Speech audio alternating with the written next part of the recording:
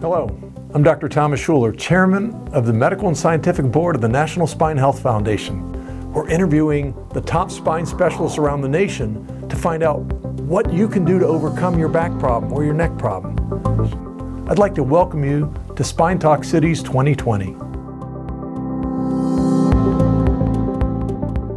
If you're using these technologies as part of spine surgery, does that mean the surgeon's not doing the surgery? Does that mean now I have some computer system doing my surgery? Tell me a little bit about how that works and maybe what the safety mechanisms there are there, if I'm a little unsure about that. I would say that especially for minimally invasive surgery, the use of robotics and a robotics platform is essentially bringing in technology that has been around for quite some time. So if you think about how your car is built, or how the spaceships are built, or how your clothes are made, when you visit these factories, there are robotic arms that are carrying out very delicate and highly precise tasks. Now, when you come to medicine in the human body, there's a much greater,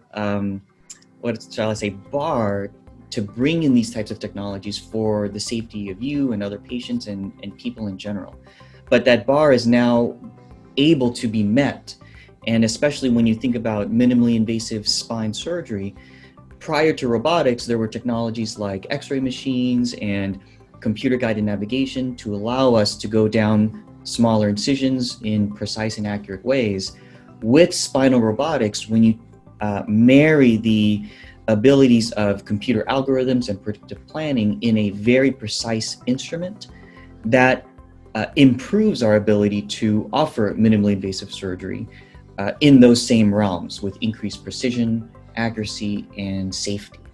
And you know, the analogy I always use is sort of like when you're driving your car, you're getting from A to B, and usually you get to A to B fine.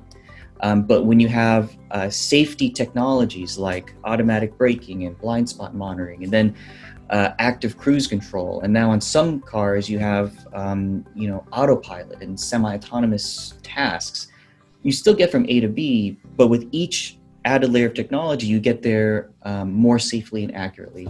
And I think robotics is the same in the same way in adding that technology, not just for the sake of technology, but for patient safety and patient care. Even the scoliosis deformities, there are some surgeons that are doing minimally invasive placement of the screws and the rods and even the fusion. So what used to be a huge incision in the back turns out not to be quite as bad as what it used to be.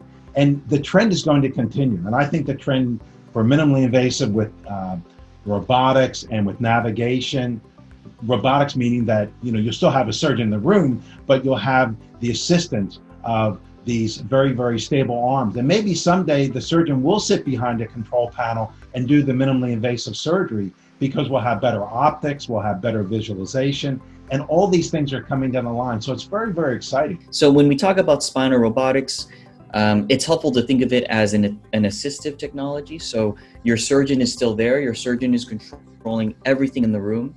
The robotic arm is another very sophisticated tool. So the two analogies I can think of is, instead of using a screwdriver, your surgeon is using either a power drill or a robotic drill. Another analogy is, say, a pilot in an airplane. So instead of flying a Cessna, right, where they're actively doing everything, say pilots that are flying your Boeing, 767s. So the pilot is still there. The pilot is aware of everything, but there are all these assistive technologies that allow the pilot to get you to where you're going. Spinal robotics is no different. It's special because you actually have an arm, so it's not just more computerized software, it's not just more this nebulous technology. The technology is actually wrapped up in a special tool, but your surgeon is still controlling everything, making all of the decisions, and needless to say, there the entire time. Please consider giving to the foundation to help support this education and to carry this message of hope to all of those across America. Spine Talks is a program produced by the National Spine Health Foundation. For more information or to make a donation, visit spinehealth.org.